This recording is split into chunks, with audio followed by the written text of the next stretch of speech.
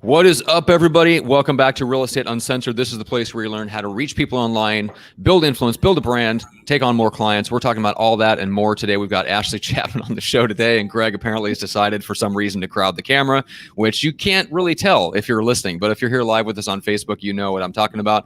We got a lot of stuff to get into. So Ashlee is a 25-year-old real estate agent and now turning into investor. We're going to talk about how she took 30 listings in a week, how she's crushing it, how she's doing it with prospecting and lead generation as opposed to social media. So I'm very much looking forward to hearing all about that. But before we do that, we've got Gene. We've got the Evil Bald Ninja is here. We'll bring him in a second. But first, the Junior Grand Master, firmly ensconced in the co-pilot seat where you so belong, very, very far away from me. The man bear himself, Greg McDaniel. What up, guys? Glad to be here. I'm in an echoey location today. I'm trying to do my best for audio. So per Matt's request, I will shush myself as much as possible, even though I think I have an amazing opportunity to go out there and influence people on a positive level. Fuck you, Matt. But still love you to pieces. We have Ashlee here who's going to drop knowledge bombs. She's a good friend of mine, a confidant, and someone that you guys are going to be able to learn a lot from. But first, we have to go to the baldest of the bald, Mr. Gene Volpe! Wow. I'm glad I didn't have my earphones in for that. Yeah, I was going to say that was strong, but a bit excessive, especially for you, and which you tend to take a bit of a back seat sometimes, Gene. Like you go whole stretches of time without talking, so it's a bit of a strong. He may be overselling you, is what I'm saying. He was overselling me, but I'm going to come with the heat today. Can I tell you a little about? Are you bringing the heat? All right, I'm going to bring a little something. We're talking a little bit of investing. We're kind of in your wheelhouse a bit. Well, but before we get into that's actually true. Before we get into that element of it, can I just say something real quick? Sure. Rough Riders Nation. I don't know if you heard this or not, but DMX passed away today. I know. Yep. So, talking about the rapper DMX? Yeah. DMX. Okay. As opposed to the car salesman DMX? Well, I was going to say, that's not exactly my chosen genre, although I do have a hip hop album under my belt, believe it or not. But yeah, it's like it took me a split second to know if you were talking about DMX because I was wildly confused. Hold on. Matt, you go ahead, Greg, please do. Hip hop album? Yeah. I do. Yeah, we're going to need to. We have never talked about this before? No. Yeah. I have. Yes, I did all the production and music and half the vocals. But I did not rap. Oh, this is incredible, dude. How do I get it? I don't even think you can get it. It doesn't exist on the interwebs. Thank God. My God. Okay, we got to step away from white boy rappers and step into amazing real estate agents. Ashlee. What's up, team? Oh, my God. Well, first of all, you knew what you were getting into. You know Greg. So I can't. I was going to say I feel sorry for you, but you know exactly what you're in for. So first of all, give us just the 60-second bio. Who are you? Where are you? And what do you do? Yeah, Ashlee Chapman, San Diego, California, real estate agent and investor. Came from Washington State. Used to sell cars. That was a jazzy time in the life of Ashlee Chapman. Yeah, I'm sitting in my office right now, Big Block Realty, and just chilling. Yeah, I am. I'm 25 years old. I talk to Greg all the time, and we, do some cold calls on occasion. So that's the 60-second bio. Nice. So what got you into real estate? You transitioned from selling cars, which sounded glorious and resplendent. What got you into real estate? Oh my gosh. Yeah. I wanted to get into real estate when I lived in Seattle when I was selling cars. And then I just kind of thought one day I was like sitting at work, Honda of Seattle, good times. I was just like, you know what? I'm out of here. You cap out in car sales. You only make so much money, right? Like you can only really break like 10, 20 grand a month. So I just decided like, hey, I found a place to live in San Diego. I'm peacing out, quit my job the next day. Took the summer off, moved to San Diego in 2017, and then started working as an ISA, inside sales agent, and making cold calls for 6 to 8 hours a day to foreclosures. So you can only imagine how crazy that is. And it just was a rolling it was a snowball effect after that. It just, distressed properties, all of that, and got licensed in 2018. And here we are doing deals. Nice. So tell me a little bit about the experiences in ISA. How long did that last? And did you love it, hate it? What was your experience being in ISA for somebody else? It was really good. I have to say that I did not love it at first because I didn't know what I was doing. I was basically given a Mojo dialer, triple line dialer, and a bunch of notice of defaults, foreclosure lists, and was told to start calling. So that's basically what I did. So I kind of built off of that and started learning as I went. And then I grew into loving it. I started to love it so much when I started to set appointments. I figured out really quickly appointments equaled contracts, right? For the broker at the time. So, that's how I got paid, was contracts. So, you learn really quickly, like, I have to get a deal, otherwise I'm screwed. When I started to learn more about foreclosures, bankruptcy, all of that stuff, then I loved it because I had the foundation to call and know what I was talking about. But when I first started, it was pretty freaking rough. I went through a couple of scripts and then I just found the one that worked for me and I ran with it. Interesting. Okay. So how did you go about learn? What did you do to kind of learn and get your feet underneath you so you knew how to have the conversations with the homeowners? Yeah, I started calling attorneys, bankruptcy attorneys. I started learning what loan mods were. I started doing a bunch of research. I found an attorney in San Diego. There is one that I know of that even does loan modifications still. So I started picking her brain and chatting with her. Huge resource. And then I started doing loan modifications for people. And through that process, when I got licensed, it was like, boom, short sale after short sale, right? So it was just a lot of like putting myself out there and just talking, because otherwise you just, how do you know? You don't. Yeah. Interesting. All right. So we've got a bunch of stuff we can get into there. I'm sure Greg will want to do some role play through the scripting stuff, but let's talk about this 30 listings in 1 week. So I want to hear about that and tell me a little bit about the background story. Oh my gosh. Yeah. So I took 30 listings in 1 week. One of the investors in town that I work with, basically they're flipping these 30 condos. And I actually called him up one day and I was like, dude, we're the same person. Why am I not your listing agent? I didn't even know who his listing agent was. I literally did not know who his listing agent was. I knew that we had the same title rep and that he was flipping houses. And I was like, what the heck are you doing? So I just called him up out of the blue and I was like, dude, why am I not your agent? I don't know what the heck is going on, but I need to be the one. And he was like, oh, it's so crazy you're calling me right now. Like I've been thinking about, some things. I have some deals coming up. And I was like, cool, put me on them. So anyway, we kind of had a couple meetings and there was a few conversations that were just like, yeah, why don't you give, I was competing with people, so they were like, why don't you give one to her and one to somebody else? And I basically said, no. I either get all of them or I walk out of this office right now.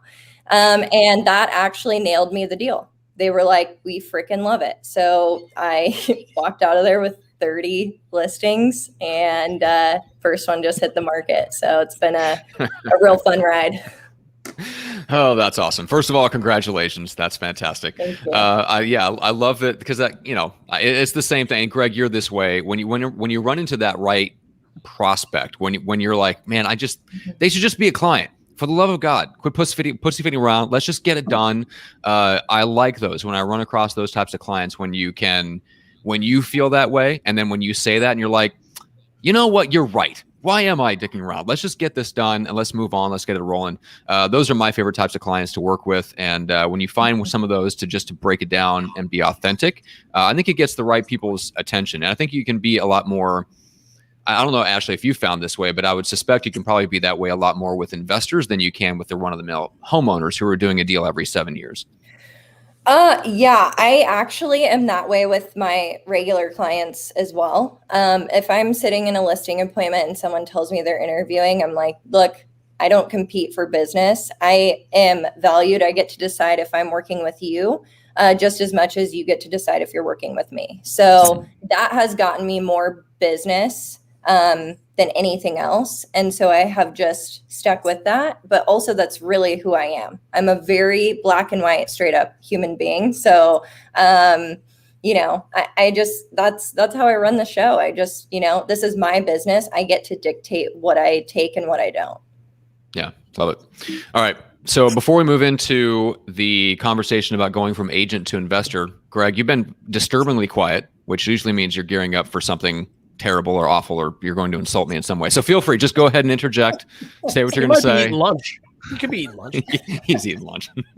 I actually am not eating lunch. Thank you very much. I'm sitting here quietly trying to find disturbing photos so I can, you know, just chastise you on the show. Oh, okay. All right. So you're planning revenge in some other way, but okay. All right. So fine. We'll move on. Can I say then. something? Yes, go ahead, Gene. Wait, no, not yet. Not yet. I was actually doing the same thing. I was quiet because I was looking for a rap album. I was feverishly searching for some kind of snippet MP4. You will never find it, Gene. Oh man, damn it. That's a challenge. All right. So let's talk about the transition. So Ashlee, what got your attention about the investing world, and what made you decide to kind of start transitioning away to set yourself up to be almost like, it sounds like you're going investor only eventually, and you're kind of in the middle of that transition. Yeah. So I literally, I have been prospecting for so long. I actually, you know, would go on 5 to 7, 10 appointments a week. And I walked into a deal in early 2019, literally like the seller just wanted, they wanted like half of what the house is worth. I mean, it was a complete mess. I was like, holy crap, I have something here. I just didn't realize that prior to this. Walked in, I was like, dang, they want a cash offer for what they're telling me. This house is worth double. I don't know what I am doing. I'm doing the wrong thing. Like, so I kind of put my feelers out there, and I was like, I'm going to wholesale this deal. I'm going to wholesale it. I don't care what it takes. I'm going to figure it out. So I did a joint venture with someone, wholesaled that deal, made 5 figures on it. You know, super high 5 figures, and just, I walked away like, and then everything after that was like every single distressed property I walked into, I was like, okay, wholesale first, as is, listing second, you know, potentially just refer it out to somebody third, right? Because I was like, oh, I shouldn't be taking listings at all. I should be buying these properties, but I also needed to build up some capital. So I built up capital doing wholesale deals, and that's literally how it started. I kind of stumbled upon it. I was like, what am I doing? I cannot not buy this deal. Yeah. Love it. So let's talk about some of the skills that you've had to build. So you're going in, and now the conversations that you want to have with the homeowners have effectively shifted. You're not going for the listing anymore. So let's talk about, has that affected your initial scripting at all? Are you going in now purely as an investor first, agent second? Are you telling them when you're an investor on the phone first? Are you going in agent first? How's that affected your process? Oh yeah, no, I literally, I've gotten the verbiage down so well. I ask people if they'd entertain an offer, because offer means they'd entertain if there's any sort of indication that there's a yes to that, right? That means they'd entertain offers from buyers. They'd entertain my offer. Or, I mean, it's for really any of you listening, Greg has started. He has commenced the graphics on the top. Oh Okay, keep God. calm. I'm a baller. Ashlee is a baller. But yes, for those of you listening, you're about to be wildly confused because Greg is going to start just throwing up random graphics on top of the show. Okay. So anyway, so you've got the scripting down. So would you entertain an offer? Because an offer can mean a buyer, an offer can mean investor, can mean a lot of things, right? Right. Okay. And then it's just like any sort of indication that's a yes. The second I walk into that house and I can get in front of a homeowner, it's like, okay, well, I have reinforcement with that conversation, right? Like, well, you know, this is what you said, and this is why I'm here. So I always go for the wholesale first. If it's not a wholesale and they've like, you know, for whatever reason, then I try to go to flip. The more experience I've gotten, I have it kind of down. Then I'm like, okay, listing. I typically don't want to take the listing. I'll take some here and there. But I'll refer that out to my team. And then, just whatever we do renovation to sell, similar to like Compass Concierge. We put money up to renovate the house and then put it on the market to get top dollar. But in distress situations, it's usually a wholesale or flip. Okay. And are you doing like in the Compass Concierge, is it like a joint venture agreement? They're putting up the money and then they're making a bigger piece of the than a standard commission on the back end? Yeah, I think they do. I always go like if we're doing a renovate to some like 7% or nothing. Like that's just like what it is. But I mean, you could do it either way. It is what I'm just like, you know what? If they want to renovate to sell it, cool. Somebody on my team can take that. Mm-hmm. So my question for Greg is, like you and I have been around the business for a while. I mean, you know how to do all this stuff. Your dad has access to money lending. We've talked about owner terms and all this stuff. Are you starting to shift your verbiage, or are you still going in primarily as the agent first and investors maybe a distant second? Like how are you running it now? I'm assuming you're talking to me, right? Yes, I did say Greg. Okay, good. I'm sorry. I'm sorry directing everything behind the scenes, running this entire organization. I know it's very hard to run the show and look for annoying gifts all at the same time. It's challenging to multitask. You mean like this one? Like that one? Okay. Yeah, no, it is a different shift. I mean, a lot of us, my dad and I have talked about this a lot of times, and that we always joke that we should have bought every single listing we ever had. But when it comes into the future of stuff, you do need to be proactive in regards to kind of how you're going to run your business, because a lot of people, there's a lot of opportunity out there and folks are just looking for a solution. Now, could you make your air quotes 20,000 or whatever it's going to be for your commission, or could you make 100,000, 200,000 on a wholesale or flip? Look at business a little bit more strategic versus just pragmatic and just like, oh, this is just the way it's always done. No. Let's look at it creatively. I mean, we love it when Gene shaves his head, and because it's very creative. And I mean, he's got a great face of beard and everything else. But I mean, all jokes aside, realistically, be much more, be forward thinking in the way you guys do your business. That's what we're doing right now, and that's what Ashlee's crushing it on. So, yeah. I mean, to me, this is like when I look at all the most successful teams. You're talking about the Jeff Cohns of the world, the Greg Harrelsons, even like Tom Caffarella, who runs the Agent Investor podcast that I mentioned to you behind the scenes. Like all of these guys run some variation of the same thing, right? Where they've got a real estate team, a residential real estate team running in parallel with an investment business. And in Jeff Cohn's case, a lot of the ad spend, the postcards that are going out are now shifting to where he's putting a lot of spend into generating investor leads first, because it's actually easier to get like motivated seller leads that way by going in as an investor. Then they evaluate the deal. Then they go, okay, well, this is really not right. Like you need more than what an investor can offer you. Would you prefer to just put your home on the market? And by the way, we have that service. So to me, I think that, this is something that Jeff's been talking about on the team building podcast. I see more and more people talking about it. This is one of those, I wonder if this is the team model that's going to get, essentially be the future of the business for the next 10 or 20 years or something like that. Because the smartest people that I know that I get to hang around, this is what they're all doing. So I don't know if that, so I think Ashlee, you're on the right track. Because there's a lot of people that have been around the block a lot, been through multiple recessions, and they're doing some version of this. Right. Yeah, it's a serious transition. I think agents have to get out of that commission mindset. There are so many different options. And if, I always see the objection or hear the objection from agents specifically, like, oh, I don't have the funds. I can't flip a house. Right. Dude, there's so many people out here, joint venture. Okay, like I literally just put yourself out there, get in touch with people. There's somebody out there who will split something with you. Get your feet wet, bring a deal to somebody else, see what kind of split that you can do. Just put yourself out there. There's like, what do you have to lose? Nothing. Mm-hmm.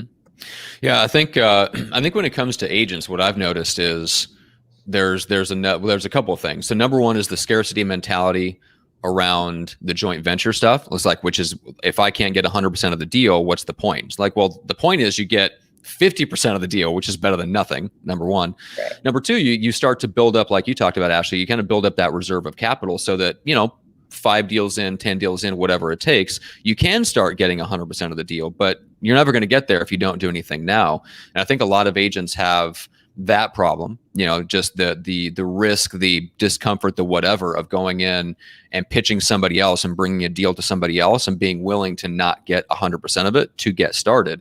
I would challenge them to go read Jay Abraham's book, How to Get Everything You Can Out of All You've Got. That should disabuse you of any reluctance to do JVs and stuff, because it's one of the best ways to get started. And it's one of the ways that some of the richest people in the world have made their money. So I don't know quite why there's this, lots of agents have a scarcity mentality in all areas. And this is just one of the places where it manifests. And then I think the other thing that people have an issue with is getting their core real estate business, their lead gen, up and running enough to where they can start to get out of the commission roller coaster, having commission breath, and just get over that part of it. And I think actually that's part of where you just hammering away at the phones and getting good at lead generation. I think that's part of what gave you the space to walk in there and go, the business is fine. I'll be able to generate leads. Maybe I can do this wholesale deal, and I'm not worrying about putting off the commission check that I thought I was going to get from this one house. Does that make sense? Yeah, absolutely. Yeah, I think there's just so many different avenues in real estate and so many excuses that people come up with as to why they can't do it instead of getting started. And lead generation will always be the same. The foundation and the fundamentals of real estate will always be the same: door knocking, cold calling, open houses, right? Mm-hmm. And if you are consistent and you do that enough, you are bound to get deals and build a massive pipeline. You just have to keep doing it. And I think a lot of people don't want to stay in the trenches for long enough. And, I'm still in the trenches. I'll cold call. I kind of have some ISAs running now, but it's a mentality. It's a discipline. It's not you don't just walk into it. Yeah. Well, speaking of lead generation, let's talk about your growing and exploding TikTok account.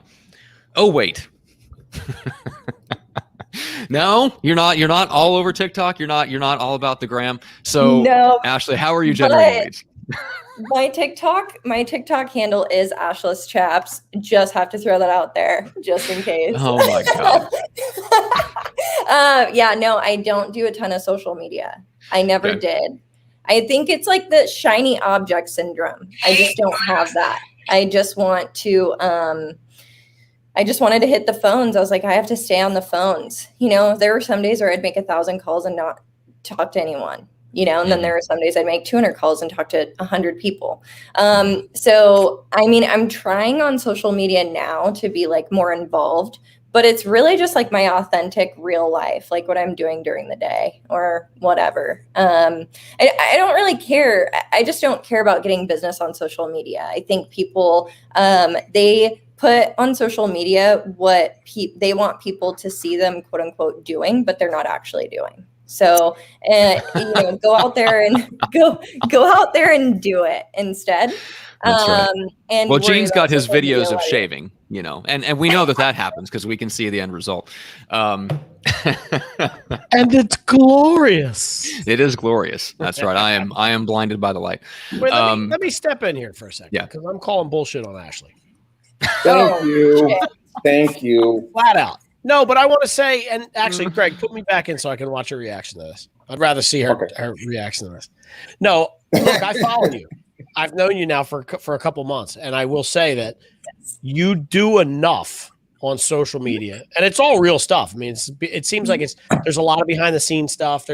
It's not, hey, look at me, this is what I do. It's more like you do enough behind the scenes real world shit, but I also know what it is that you do. So there's an element of not really flat out coming out and saying, I need you to give me private money. I turn private money into profits. We'll go in JV. But you're behind the scenes at the flip, boom, boom, boom. Here's these 3 things. And you're always with your partner.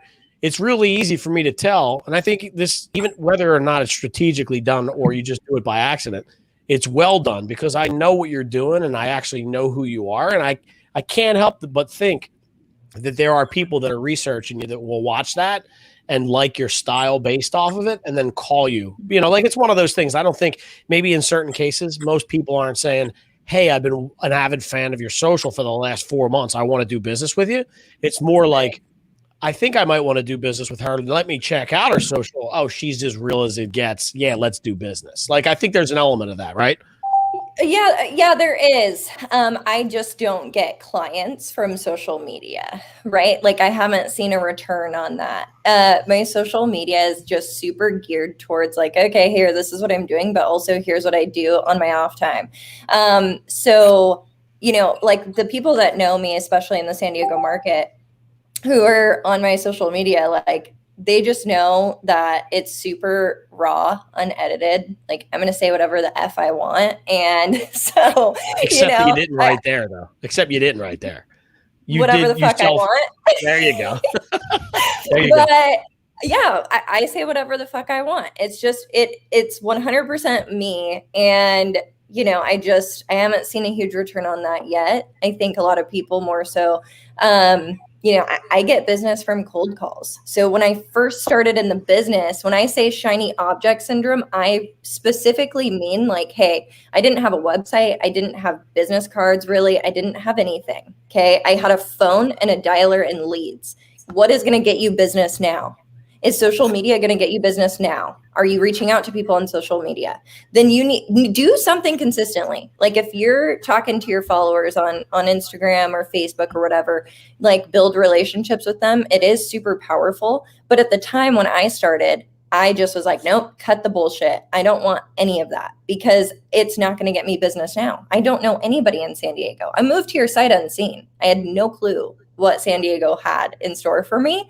I just knew I wanted to get started in real estate. I didn't even know what like bankruptcy was, okay, for these leads I was calling. It was just a completely different thing. So now in my business, yeah, you'll see me doing what I want, but it's just not how I get business ever. I think if you asked a lot of the top agents around the country, they'd confirm that same thing. Now, that's not everybody. I know plenty of agents that do get business off of Facebook, Instagram. I mean, Greg, you and I interviewed one of the gals that was in your brokerage a couple of years ago that very similar to Ashlee, young, came into the business really young and absolutely crushed it messaging her database on Facebook. Now, granted, she had a database because she was from the area, but who was that, by the way? Do you remember? That was one of the very first ones that was in the first 6 months that we did the show. Was it that long ago already? Well, back when we were just babies. Years, so yeah, I mean, yeah, it's been a while, but so that works. Yeah. There's no question that works. And I've interviewed people that built an Instagram following that did legitimately get business for them. Now it's not a lot. I got to tell you, it's not a lot. And none of the successful team leaders I know get shiny object syndrome. If they do social media, it's like you, Ashlee, they're super focused. They know exactly what gets them business, and then they might tinker over here to see, okay, well, can I build a presence in one place that will get me business? Let's give it a while and let's see how it goes. But I'm going to keep doing the bread and butter stuff that I know gets results. And to me, that if you're going to experiment with social media as an agent, that's the better approach. Do the stuff that's like, Greg, you've always talked about the blending the old school and the new school, the high tech, the high touch. We preach that. You preach that on this show for freaking years. So to me, that's always the best combination. You go old school as your foundation, whatever you're comfortable with, and then you can experiment with something on top of that is unproven and won't necessarily get you business right now, but it might get you business 6 months from now. And it will nurture the people that are in your database to get referrals. Like, there's nothing wrong with that. But I just love the fact that you're one of those that you came out right of the gate and you're like, there's a short, straight, direct path to the money. Let's go get it. And then we'll figure out the other stuff later. Literally figure out the other stuff later. I can't stress that enough. So let's talk a little bit about the scripting and what's in the toolkit when you're talking to leads now. So right now, you've got different things in your pocket. You've got your kind of hierarchy, where you want to do wholesale first, listing last. So let's talk a little bit about what the conversations look like, and then I want to ask you if there's any crazy situations, deals that you've helped people get out of. We'll get to that in a second. But what are your conversations going like right now? And Greg, I'm curious just on your press her a little bit on the scripting of things. But Ashlee, give us a sense of just what your average conversation is like with the people that you're calling right now. Hey, this is Ashlee. Do you remember me? Every time. Now, is this a pure cold, like the first time cold call, or is it a complete BS? Okay, got it. First cold call is like, hey, dude. Here's the thing. I've heard of people doing that. It's so freaking genius. Yeah, I love it. So many people are calling foreclosures, right? Mm-hmm. So in the very beginning, I had a script. I was like, hey, I'm calling about the trustee sale date that you have on the property. Shut up. Wait for them to respond. They would just hang up every time. It was just like a road to nowhere. So I just was like, oh my gosh, you know how many people are calling these people? Like hundreds. So I'm just like, okay, hey, this is Ashlee. Do you remember me? They're like, oh my gosh, I don't know. Like, yeah, I know I should have called you sooner. I am so sorry. Just wanted to touch base with you on 123 Main Street. Have you gotten the sale date on that property postponed? Like, what is it? Like, so glad that we're chatting again. And then it kind of, Greg likes to call it like an icebreaker, which it's true. But then you get into like the real conversation of everything. They'll tell me anything. You can't really use that script for like, I mean, I guess you could potentially use it on expireds, but for NODs, like I just realized like so many people are calling these people. What is different that I'm going to say to get their attention? Because if they hang up in the first 5 seconds, you lose them forever, So that's where I got really good at that. But I also talk to people like they're normal human beings. What? Yeah, it's like, dude, Greg, what's up? You're still the owner of 123 Main Street. Frick, I'm so stoked we're chatting. Like, what's up? What are you doing with that property? Because I'm so stoked that we're chatting. I'm so stoked. Oh my God. Okay. You gotta get real with these people. They don't care about you. They care about them. Like, what are you gonna chat about with them?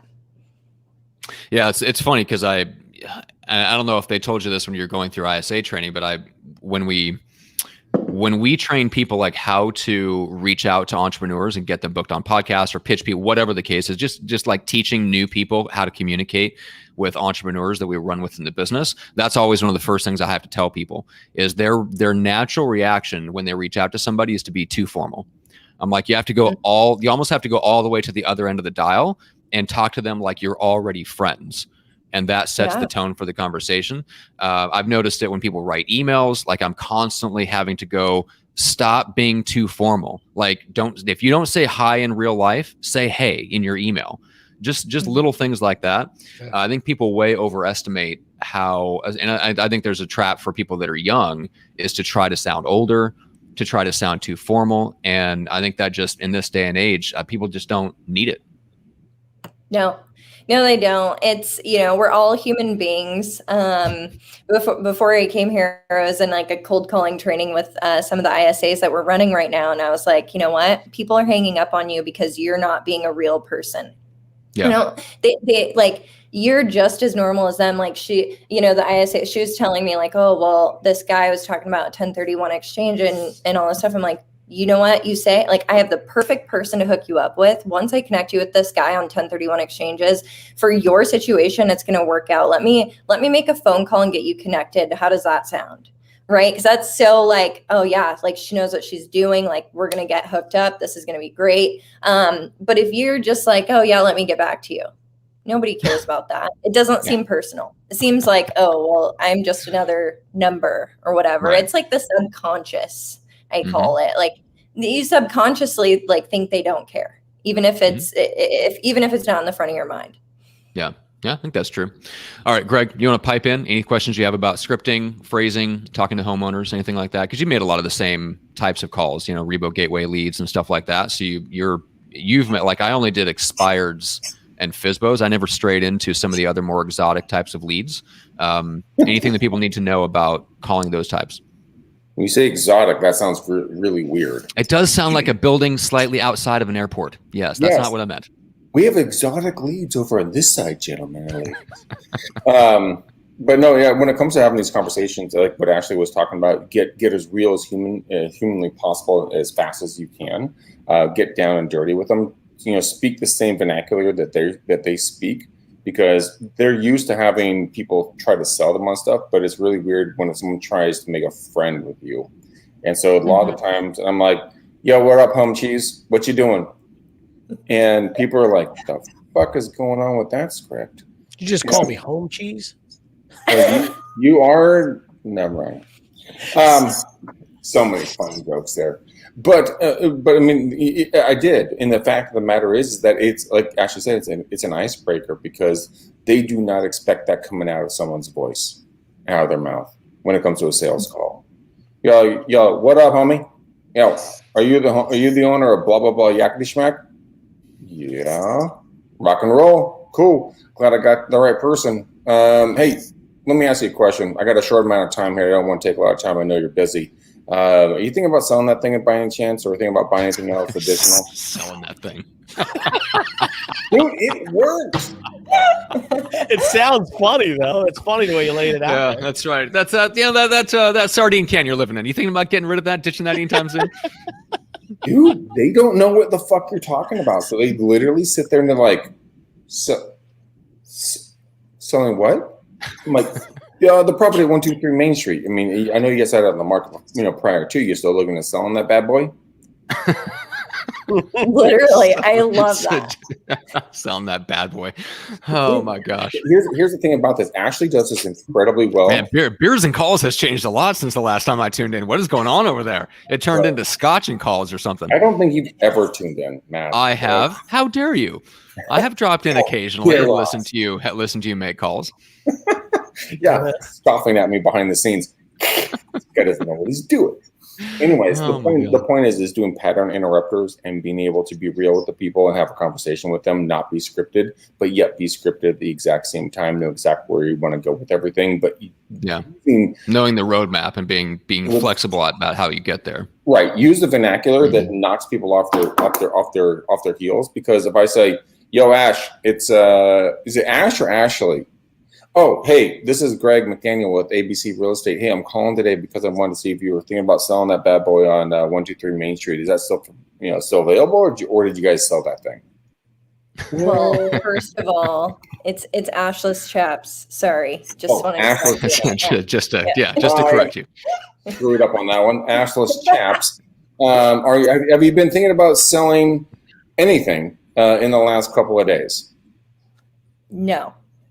Okay. Did something change? Because I saw that you had something on the market, at 123 Main Street the other day. Did that sell or not?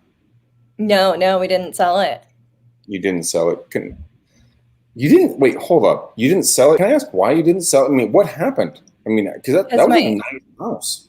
Yeah. No, I know. The agent just was terrible. Like, we had a bunch of offers and apparently we just couldn't take one. I don't know what the deal was. We canceled. Okay, not a problem. Are you guys still interested in selling, or you guys put that on the back burner? Yeah, I mean it's on the back burner for now, but potentially in the next couple months. I think we just need a break right now. Yeah, I hear you. If I could drop a bag of cash in your pocket right now, you pick the number. I drive over to your house and I say, "Here you go, Ash." Assless Chaps. Sorry, my deepest apologies. What would that number be? Yeah, I mean, we really want to net, like, I think 200,000 is the number. That's what we really want to net on this thing. Yeah, copy that. I hear you on that one loud and clear. I have two different investors. One, his name is Matt. The other one, his name is Gene. They're both cash investors. They're looking to buy here in the area. Would it be okay if you and I can meet for 5 minutes? And it'd literally be 5 minutes, and I'll wear gloves and a mask and everything else, and I'll be in and out and take a look at your property. I take my shoes off, the whole 9 yards. I just want to be able to represent it to them because they're looking for product to buy. If I could bring you that price, would you be open to at least having a conversation? Yeah. I mean, it wouldn't hurt us any. But like I said, we'll still need a couple of months. But you can feel free to stop by as long as they can adhere to that timeline. I think we'll be fine. Sure. Gene's very flexible. Matt's pretty rigid. So I'm not sure if he's going to be able to be the best buyer for you. But Gene, I think, could be a good buyer for you. He's got a big heart of gold. Matt, tiny heart of coal.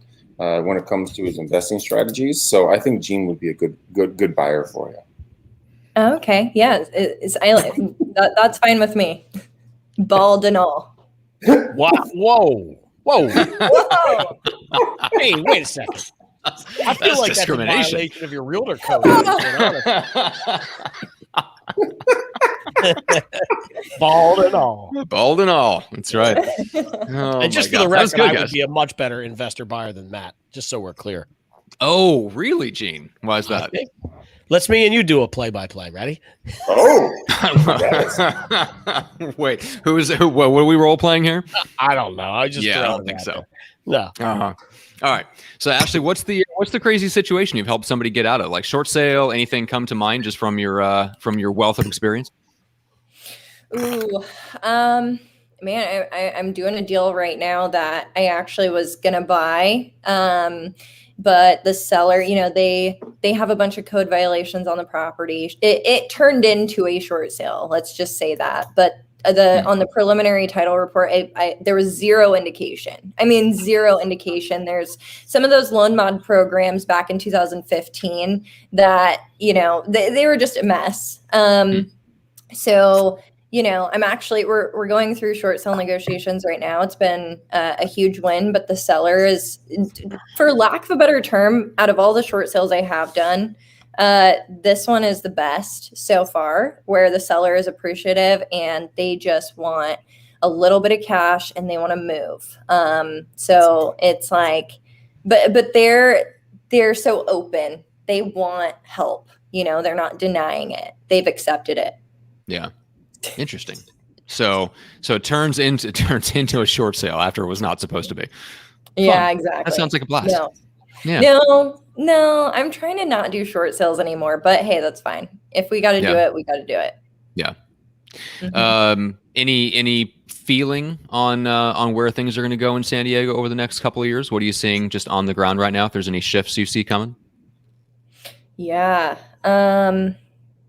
It's a hard question. I think that right now it's a good opportunity to take advantage of the market.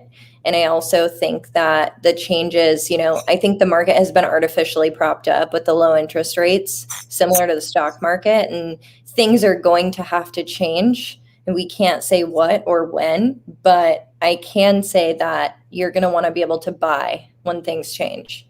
So if you're not doing the work right now, put some money in the bank so that you can buy later.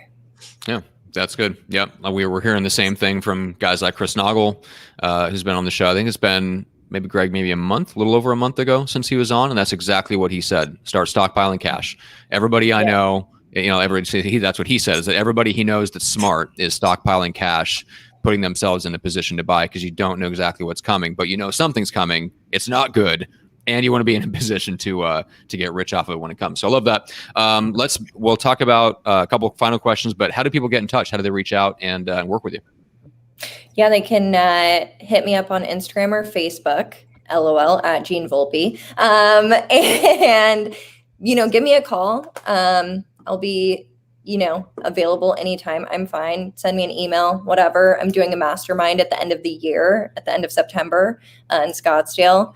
Limited seats open. So I think it'll be really exciting about investments. And, I think something that'll be really cool is to talk about how much money do you really make per hour. So hit me up. Awesome. Cool. All right. Let's do a round of how do people connect with you. So Gene, I think she gave yours away, but how do people reach out to the Evil Bald Ninja? She totally gave mine away, but it's worth repeating. Hit me up on social media, Gene Volpe. Pretty simple. If you can see. I love how Greg is posting a picture of you that looks identical to your current video. Thank you, Greg. Extremely pretty helpful. close, except I got a gray shirt in that one. Right. I also would like to mention, if I might, that we're supposed to be in Boca Raton, Delray, Fort Lauderdale on the 20th of April through the 24th. And if you're in that area and you are a real estate agent or a loan officer, hit me up, because I'm going to be poolside talking to all my favorite people about marketing and credit repair and loans and all that good stuff. So shout out at your boy. Nice. I think I'm going to be hitting Florida in June, looking for a potential escape hatch from this, just depending on what happens from the rest of the year. All right. So, Greg, how do people reach out and connect with you? Oh, Matt, that's easy, man. They just reach out and say hi. I got a big heart of gold. I love talking to people. Guys, I'm not going to be ashamed about it. We are hiring for an EXP team. We are expanding internationally. So go ahead and give me a text. The number has been scrolling this entire time down below you.